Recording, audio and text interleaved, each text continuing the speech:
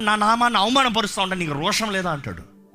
Be sure what you are listening, what you are watching.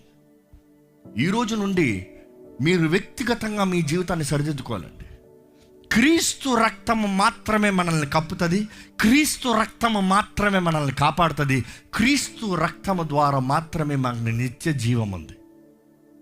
దేవుడు అంటాడు, నీ జీవితం పైన నా రక్తం ఉంటే నీ చుట్టూ ఎంత నాశనమన్నా రావచ్చు, నీ చుట్టూ ఎంత తెగులన్నా రావచ్చు, but I will protect you, నేను కాపాడుతా.